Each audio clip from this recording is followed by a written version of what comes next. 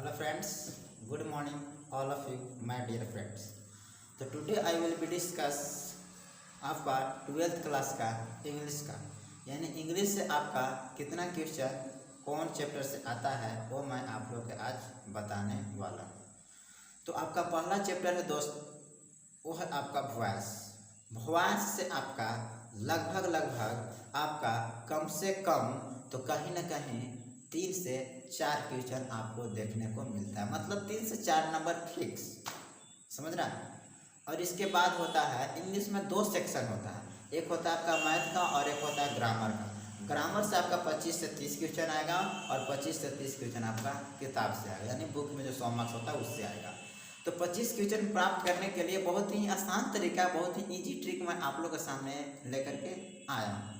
पहला मैंने क्या बताया, वॉइस। वॉइस से आपका 3 से 4 क्वेश्चन आएगा जो एकदम फिक्स है मेरे दोस्त, एकदम आराम से जाएं, एकदम आराम से बनाएं, एकदम लेकर के आए, नो प्रॉब्लम। उसके बाद होता है दूसरा चैप्टर है, मोस्ट इंपॉर्टेंट चैप्टर जो आपका है वो है नरेशन। नरेशन से भी आपका कहीं ना कहीं, नरेशन से ही आपको कहीं ना कहीं 3 से 4 क्वेश्चन आपको देखने को मिल जाता है।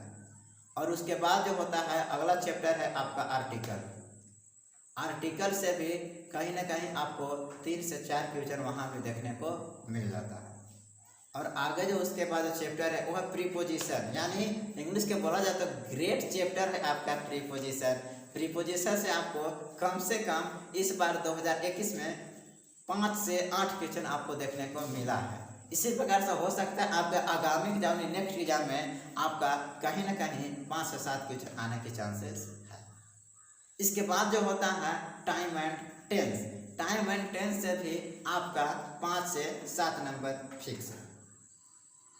और मेरे पास एक 5 मेजर्स रूल है, जो आपको 5 रूल बताऊंगा, 5 क्वेश्चन आप वहाँ पे आगे बना करके आप आ सकते हैं। 5 रूल पर कहीं ना कहीं आपको हर साल और 5 रूल पर आपका एग्जाम में पूछा हुआ है। और उसके बाद जो होता है कॉम्बिनेशन होता है। कॉम्बिनेशन मतलब होता है कि दूसरे सेंटेंस को कॉम्बिनेशन करना, उससे भी आपका कम से कम 1 से 2 क्वेश्चन आपका आता है। और 5 से 7 नंबर आएगा आपका सिनोनिम्स एंड एंटोनिमस, साधारण शब्द और विलोम शब्द से आपका क्वेश्चन आपको देखने को मिल जाएगा। इसके बाद होता है करेक्ट द सेंटेंस। जिसके पास ग्रामर बेस है ना, वो क्या करेगा, करेक्ट द सेंटेंस को भी अच्छे ढंग से कर ले जाएगा। समझ में आ रहा है। उसी प्रकार से आपका जो नेक्स्ट है वो है आपका टाइम एंड टेंस पर ही आधारित होता एक वर्ब चैप्टर है। फिलिंग द ब्लैंक्स, यानी वर्ब करने के लिए आता है फिलिंग द ब्लैंक्स में। वो चाहे तो आप जिसका टाइम एंड टेंस कंप्लीट है वो प्रीपोजिशन, यानी 25 में आपको कम से कम 22 से 23 नंबर फिक्स कर देंगे।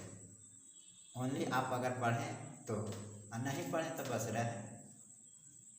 और बुक से आपका होता है प्रोज होता है, एक पोएट्री होता है, छोटा मोटा स्टोरी होता है, यानी उसमें आप अगर स्टोरी पढ़ें, बुक पढ़ें, सारा पढ़ने के बाद आपका 100 में कम से कम 90 मार्क्स तो आना ही चाहिए।